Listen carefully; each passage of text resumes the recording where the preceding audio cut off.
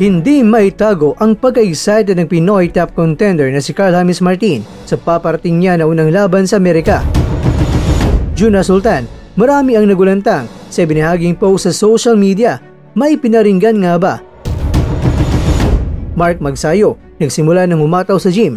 Balik ensayo na sa paparating na matinding laban. Tinabugaling mga kwento ang balitang ibabagi ko sa inyo. Kaya tara, kwentuhan na!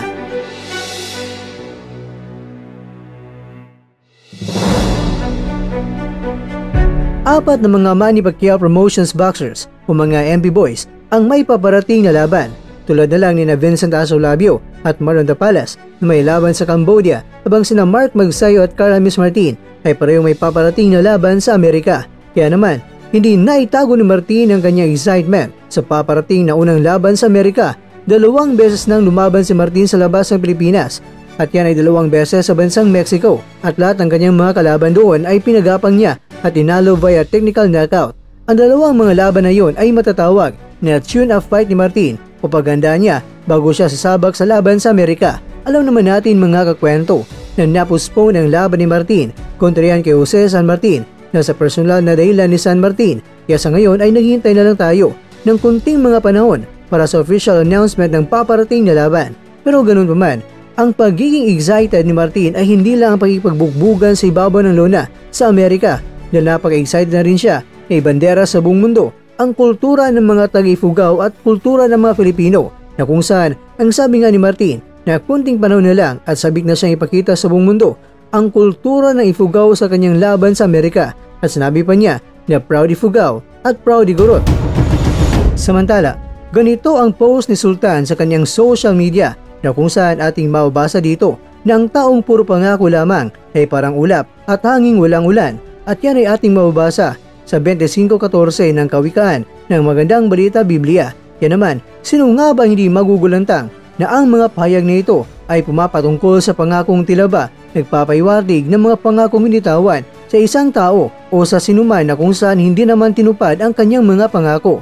Hindi man natin talaga matumbok kung ano nga ba ang tunay na dahilan ni Sultan o anong ibig sabihin niya dito. Pero kung ating titingnan sa karera ni Sultan sa boxing, ay may higit 1 taon na rin itong wala pang laban. Inactive na nga ang status niya dito sa BoxRec.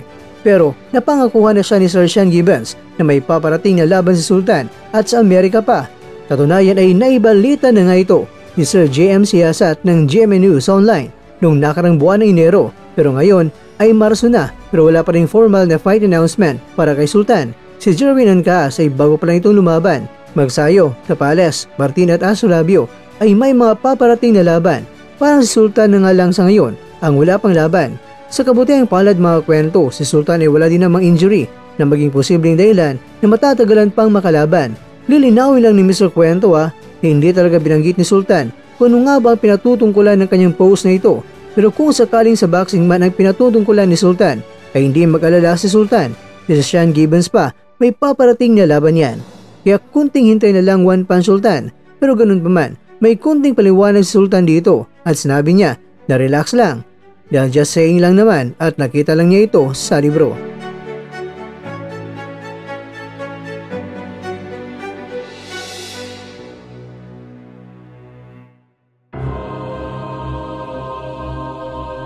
Mga kakwento, si Magsayo ay nagpasiklab na kaagad sa ensayo.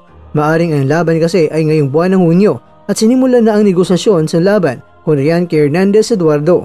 Pati Gibbons ay naniniwalang itong Meksikano na ito ay isang kalabang delikado. Kaya maganda yan na nagsimula na nagpasiklab sa gym si Magsayo. Kaya hindi kasi basta-basta ang kartada ni Eduardo. Tapos alam niyo na, isang Meksikano, bihira lang sa bukabularyo ang salitang takbo.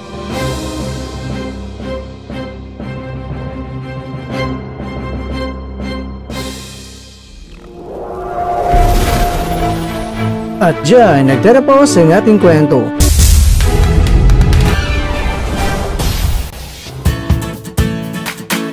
Maraming salamat mga kakwento sa inyong panonood. Pero baka naman mga kakwento ay nagustuhan niyo po ang kwento natin ngayon. Baka pwede niyo po akong mabigyan dyan ng like, subscribe at pa-click na rin sa bell button.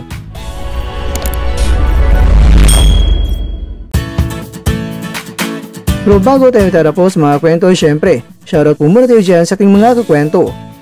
Kay kakwentong Ramil Lubitania, kay kakwentong Florante Bautista, kakakwentong Jason Omega. At ikaw kwentong nanonood ngayon, shoutout sa iyo dyan.